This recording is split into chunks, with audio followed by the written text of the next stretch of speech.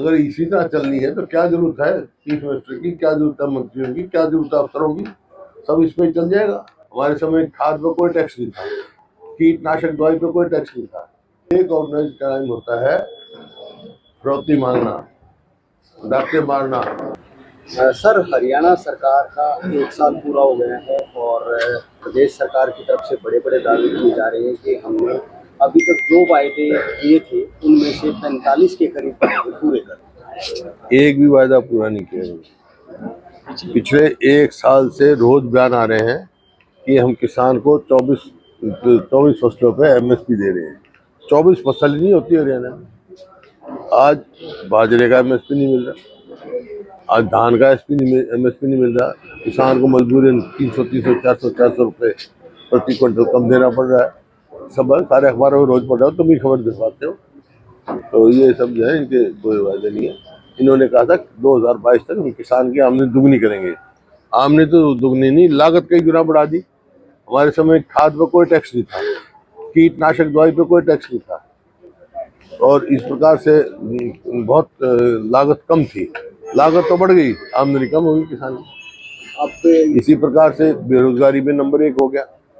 कानून व्यवस्था का सवाल है, ये मेरी रिपोर्ट नहीं है, गृह मंत्रालय की है। हरियाणा पूरे देश में असुरक्षित प्रदेश है।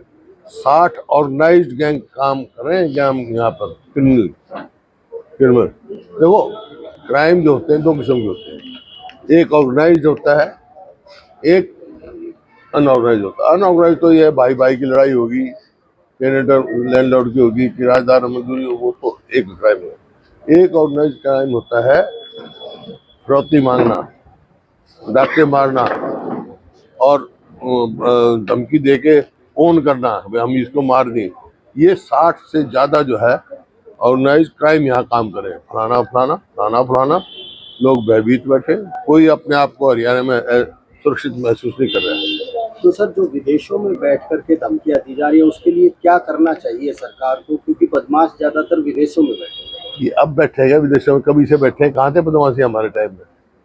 यहाँ कानून व्यवस्था तो यहाँ चाहिए ना, विदेशों में नहीं चाहिए।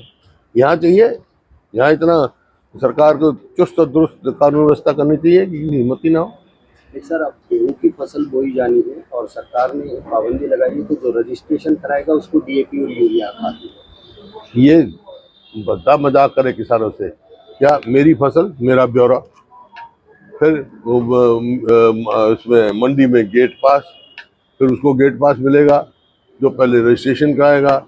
अब ये एक नया तमाशा और शुरू कर दिया।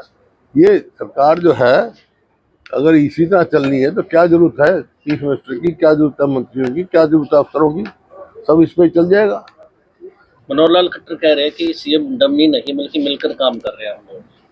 इसका मतलब क्या है? इसका मतलब देख सकते हो, you can read between the lines.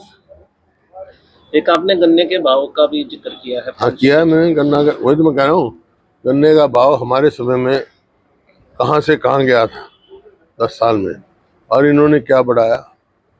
लागत तो बढ़ा दी, भाव बढ़ाया नहीं। कभी 10 रुपए बढ़ाते, कभी 5 रुपए बढ़ाते। मैंने कहा कम से कम 500, और लागत के हिसाब से देखा 500-600 के बीच में रेट गन्ने का मिलना चाहिए। सर, राव इंद्रजीत ने ये कहा, अगर मैं चापलूसी कर लेता तो शायद कैबिनेट मंत्री बन जाता। उनसे बात करो, जो कहता है उससे बात करो। राव नरेंद्र सिंह के खिलाफ भी सर एसीबी ने चार्जशीट डाली। राजनीतिक प्रतिशोध है, काफी पुराना मामला था। राजनीतिक प्रतिशोध है भाई, ये सब साजिश के अंतर्गत होगा। एक सर विधायकों की बैठक बुला रहे हैं चंडीगढ़ में, जो बुला रहे शिकवे हैं दूर होंगे।